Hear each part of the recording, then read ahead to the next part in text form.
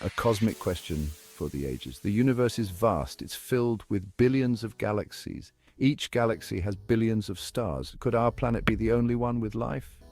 It's a question that has fascinated humanity for centuries. We look up at the stars and wonder, are we alone?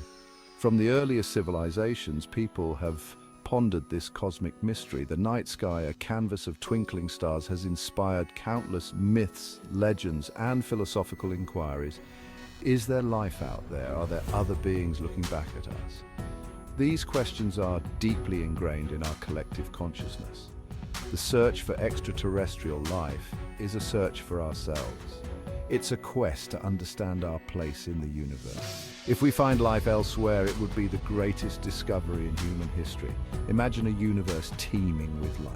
Planets with diverse ecosystems, strange and wonderful creatures. The possibilities are endless. This is why the search for extraterrestrial life is so compelling. It's a journey into the unknown, a cosmic adventure that could change everything. The ancient Greeks were among the first to ponder extraterrestrial life. The philosopher Anaximander, born in the 7th century BC, proposed a cosmos filled with infinite worlds. He believed that life arose spontaneously from water and that countless planets could harbor living beings. Democritus, another Greek thinker, developed the atomic theory. He suggested that the universe was made up of tiny indivisible particles.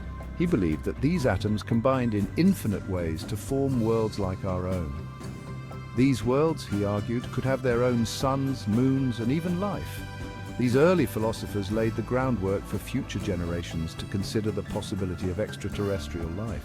Their ideas, though rooted in philosophical speculation rather than scientific observation, planted the seeds for a question that would echo through the ages. The ancient Greeks were not alone in their musings about other worlds. In India, ancient Hindu scriptures described a vast universe with multiple universes and countless inhabited planets.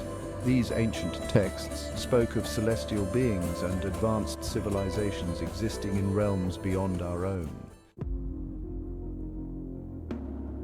During the Middle Ages, the dominant worldview in Europe was shaped by Christian theology. The prevailing model of the universe was geocentric, with Earth at the center and the sun, moon, and stars revolving around it.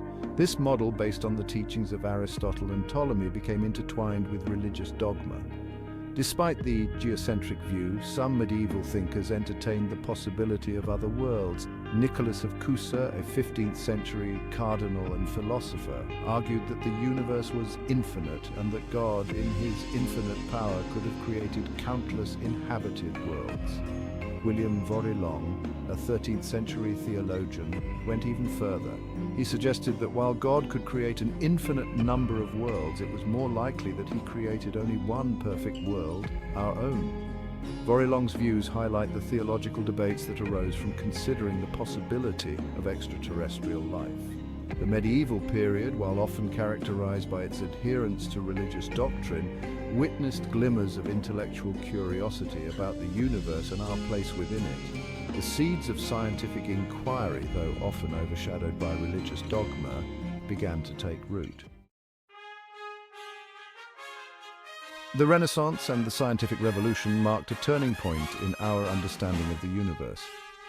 The geocentric model, which had reigned supreme for centuries, was challenged by the heliocentric model proposed by Nicholas Copernicus in the 16th century.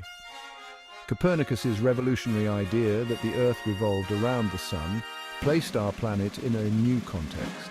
It opened up the possibility that other planets, like Earth, could also orbit the Sun and potentially harbor life. This shift in perspective had a profound impact on scientific thought and paved the way for further discoveries. Galileo Galilei, using the newly invented telescope, made groundbreaking observations that supported Copernicus's heliocentric model. He observed the phases of Venus, the moons of Jupiter, and the craters on the Moon, providing evidence that the heavens were not perfect and unchanging as previously believed. Johannes Kepler, a contemporary of Galileo, developed his laws of planetary motion, which accurately described the elliptical orbits of planets around the Sun. Kepler's laws further cemented the heliocentric model and provided a more precise understanding of the solar system. The scientific revolution, fueled by observation, reason, and experimentation, challenged long-held beliefs and ushered in a new era of astronomical discovery. The universe was no longer seen as a static, Earth-centered realm, but as a vast dynamic system governed by natural